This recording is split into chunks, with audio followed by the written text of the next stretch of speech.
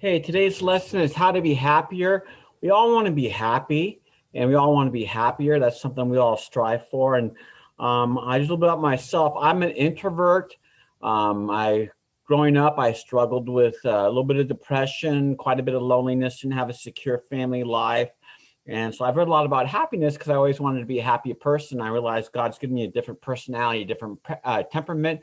I'm very good at accomplishing stuff when I'm alone, very good at setting goals and planning things and stuff, but I'm not the life of the bubbly life of the party and stuff. But here's some stuff I just really helped me a lot in my personal life. So I hope it helps you, and hopefully you can counsel other people, because I think this is the key to mental health. I realize some people have a chemical imbalance problem, but I'd say about 90% of when people struggle with mental health and depression and loneliness, negative emotions, we solved in these 4 little points I'm giving you in about 11 minutes. So here we go. I read this book called Spirit Controlled Temperament by a famous Christian psychologist, Tim LaHaye. Really impacted my life. It made me understand myself. And he was speaking at a conference one time. I was really excited to hear him speak. And he went there and he said, you can sum up all my books into one sentence. And here's the one sentence. Positive thoughts make positive emotions. Negative thoughts make negative emotions. So if you think positive, you're going to feel more, you're going to be better off. You're going to be happier. If you think negative, you're not going to be as happy. And check out what this verse says in Proverbs 23:7. For as he thinks within himself, so he is. So I first heard that. I thought that verse, I thought, well, I mean, if I think I'm a tomato, do I become a tomato? No, what it means, so if you think positive, you'll be a positive person. If you think negative, you become a negative person. And check out this verse in the Philippians 4:8. It says, fix your thoughts on what is true, honorable, right, pure, and loving, admirable. Think about these things that are excellent and worthy of praise. Now, the word that's highlighted there in yellow is fix, like focus, fix, set your mind on. Many times in the Bible says to set your mind on the spirit, not the flesh. Set your mind on things above, not on things on earth. So we need to fix our minds, or focus our minds. And that's just huge, to focus your minds on the positive things constantly. And we reprogram our minds for this.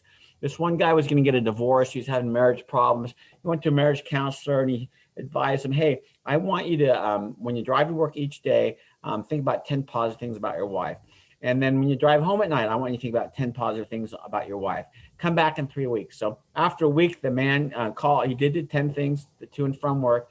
He called the pastor, the counselor, and the pastor, and he said, hey, I don't need to come anymore. My marriage problems are solved and stuff. And so he canceled the appointment, and it's basically just been thinking negative. That's true about your sport, your environment, relationships, family things. You can, if you just focus on the positive things, man, you can be a lot better off.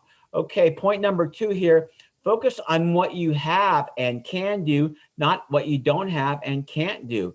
If first of all, if you're in the United States and you're on welfare, you're in the top 10% income in the world. I mean, we have shoes, we hardly go hungry, we have food to eat every day, a warm house, a warm bed.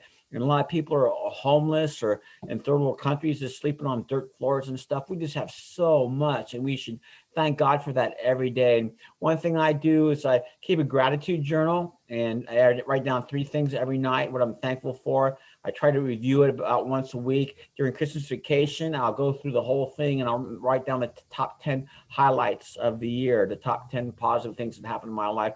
And it just focuses me to be more positive. Oprah Winfrey said, this is the most important thing she's done to be a success in life. Not only what you have and don't have, but what you can do, not what you can't do. Maybe you're not the best athlete or a singer or dancer or personality or student and stuff, but you can do something. Your life has meaning and purpose, and focus on what you can do. Okay, check out this verse. It says, enjoy what you have rather than desiring what you don't have. Just dreaming of nice things is meaningless, like chasing after wind. So, man, enjoy what you have. Maybe you have a worn out, shoes or a worn out phone, but, enjoy what you have. Advertising wants us to be discontent. They always bring out new models, so we want something new and different, and we get tired of the old thing and stuff. But man, focus on what you have. Don't fall for that advertising trap. This is Nick Vujicic. He was born in Australia without arms and legs, and he's a Christian motivational speaker. He talks to thousands of people, has a huge impact, great speaker. He was suicidal as he's growing up for obvious reasons. He was having a real tough time there, people making fun of him and stuff. But anyway, at 16, just had a revelation. He had a mind shift. He fixed his mind on other things, and he realized that God made him for a purpose, and that he doesn't focus on what he can't do. He focuses on what he can do, and he surfs. I've seen him skiing before, and so he can do a lot of things. He's happily married with 3 kids and stuff. And he says he's glad he doesn't have arms and legs. He'd rather not have arms and legs and do what he's doing, leading people to Christ by being a motivational speaker, than having arms and legs and not making a difference in his life. He'll get arms and legs in heaven, but that's huge. He focused on what he can do, how God can use him, not what he can't do. All in the mindset, all in the point of view. Okay, realize life is a roller coaster. And it's a constant battle in your mind. The biggest war is not Russia, US, China, US, Democrats, Republican. The biggest war is in your mind, between right and wrong, positive, negative, spirit and flesh and stuff. And you'll have it, your whole life will be a roller coaster. No matter how mature you get, your life will be up and down, and emotions will go up and down. God gave us emotions. In the book of Ecclesiastes, it says there's a time to born, a time to be born, a time to die, a time to smile, a time to cry, all kinds of seasons, 28 seasons of life. And we go through different seasons of life. God has a purpose in every season in your life. In your time of loneliness, a time of depression, God can still use you and has a purpose. He wants to teach you things and stuff. But I mean, during the day, sometimes I wake up and just, man, thank God for heartbeats and breaths. Great day to be alive. And other times I feel, oh, my life is, not that great and stuff. I'm getting old. But no, it just goes up and down. But I just got to focus my mind on the right things and win that battle. Okay, a couple more points here. You must intentionally put positive things in your mind. To be a neutral is to give into negativity. So if you don't intentionally plant in positive music, positive friends, positive reading into your mind, and you go with the flow of culture, all right, and not being intentional, you'll go downhill. Okay, 80% of the average person's thoughts are negative. I have one life. I don't want to live my life with 80% of my thoughts being negative. Making improve 1% a month. That's 12% a year. And in 4 years, you're twice as good as person, twice as positive. Okay, so you must slowly change that each day by putting positive things in your mind. Okay, and negative thoughts are like weeds. What do you have to do to grow weeds? Nothing. I mean, it amazes me how weeds grow in the cracks of the sidewalk. No sunlight, no water, but they grow. Okay. Negative thoughts are like weeds. They just pop up in our mind. You don't have to do anything. All right. They'll just come. But positive thoughts are like flowers. You got to plant them. You got to plant the seeds. You got to water them. You got to cultivate them. You got to get them sunlight and stuff. And so we have to put positive thoughts in our minds and keep on reminding ourselves of those positive thoughts. So here's 3 ways to be happy. This is the last thing here. 3 P's of happiness is pleasure. Like, maybe you do something fun, or you could be eating, and, some people have momentary pleasure by doing illegal things or wrong things. And it gives them a momentary pleasure, and then have very negative consequences and become addicts and stuff. But a thing about pleasure, we all want to experience pleasure, but it doesn't last very long. And sometimes it can be negative, and then sometimes there's consequences. Okay, there's performance, accomplishing things in sports, working out, getting good grades. Maybe it's singing, maybe it's being in a band, maybe it's writing, accomplishing something. And performance is good, helps our self-esteem, but it doesn't last. It lasts longer than pleasure. And sometimes you can reap the fruits of that and can last a really long time. But sometimes you're going to lose. You're not going to get first place. You're not going to make the team. You're not going to make the cut, the band, the play, or whatever.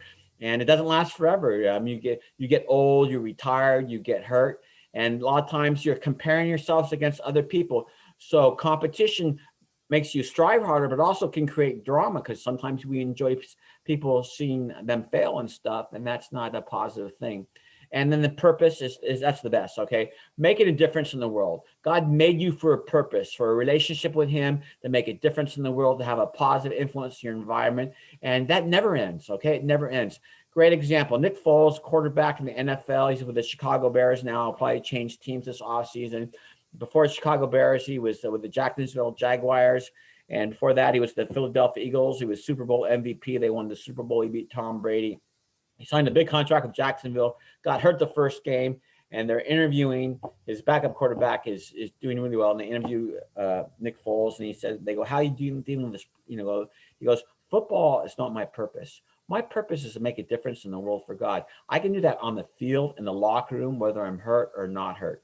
And that was, man, what a response. What a point of view. You can get paralyzed and be in a wheelchair and still have a purpose and still make a difference in the world. Someday I might be in a nursing home, okay? I can still have a purpose in there and influence people. So your purpose, if you have the right perspective, never ends. See, what the problem is, most people's point of view in life is that they're just like, hey, I'm the center of the universe. Everything's about me being happy. And I just want constant entertainment, constant pleasure, and constant comfort.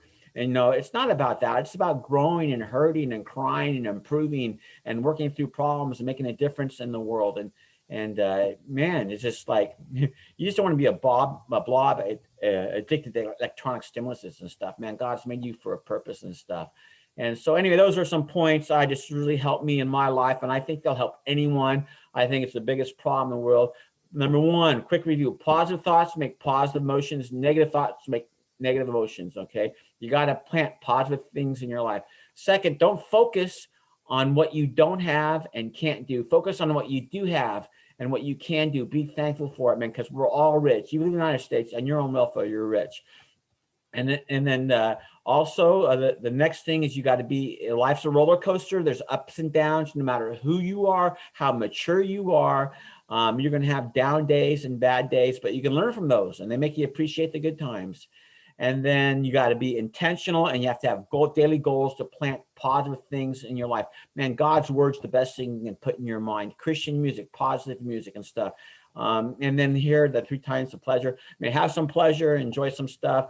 Do good in your performances, work hard, but in your pleasure and in your performance, find a greater purpose, okay? Look for a purpose in everything, and that's really the way to live. So I hope this was helpful to you. I hope you can share with others. It takes a whole life to apply. You just don't listen to it one time and everything's better. You got to work at it every day, the rest of your life, and improve like 1% a day.